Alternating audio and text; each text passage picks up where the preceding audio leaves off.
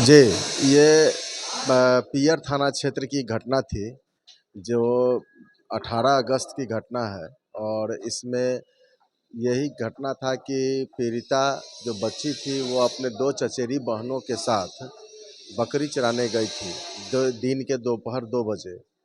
और इसी क्रम में पहले से घात लगाकर जो श्री राम सहनी वहाँ बैठा हुआ था, उसने पीड़िता को पकड़ने का प्रयास किया, जिससे उसकी 2 चचेरी बहनें भाग चली और एक पीड़िता को उसने पकड़कर जंगल में ले गया और वहाँ ले जाकर उसके साथ दरिंदगी किया, जिससे पीड़िता काफ़ी चीखी चिल्लाई।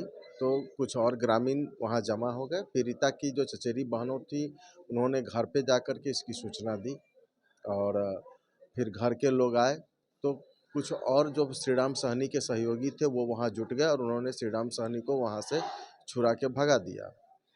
इसी आशय का प्राथमिकी पियर थाने में दर्ज हुआ था। अनुसंधान पूर्ण करने के बाद अनुसंधानक के द्वारा आरोप पत्र समर्पित किया गया। न्यायालय में उसका विचारण हुआ।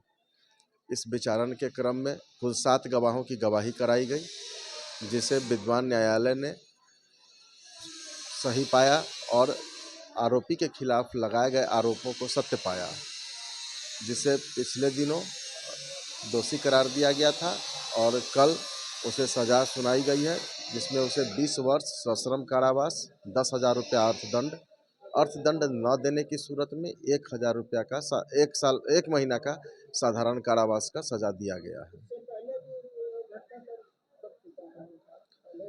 नहीं, इससे पहले ऐसे किसी घटना का उसके विरुद्ध कोई रिपोर्टिंग नहीं हुआ था।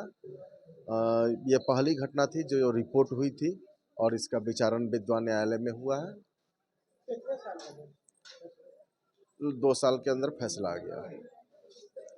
और इस माने विचारण में IDF मुजफ्फरपुर की टीम उसके द्वारा जो नियुक्त ये मनोवैज्ञानिक सलाहकार हैं, वो उन लोगों की काफ़ी सारी योगदान रही है। उन्होंने इस मामले में के विचारण के दौरान अभियोजन का काफ़ी समर्थन किया।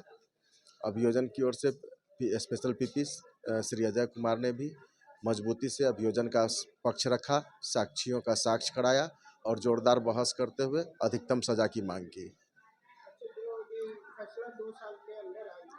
जी, इसके बारे में बताइए कि जो टोटल लंबित मामले लोग रहते हैं, ये 2 साल के अंदर नहीं, इसमें बहुत सारी प्रक्रियाएं हैं, बहुत सारे जांच होते हैं। कई मामलों में FSL के जांच में समय लगता है या विचारण के दौरान गवाहों को सही समय से न्यायालय में नहीं पहुंचते हैं। अन्यथा पॉक्सो में ये प्रावधान है कि साल भर के भीतर केस को ख़त्म किया जाए, जिससे कि पीड़िता को त्वरित न्याय मिल सके। कृष्ण मोहन झा, विधि सलाहकार, IDF मुजफ्फरपुर।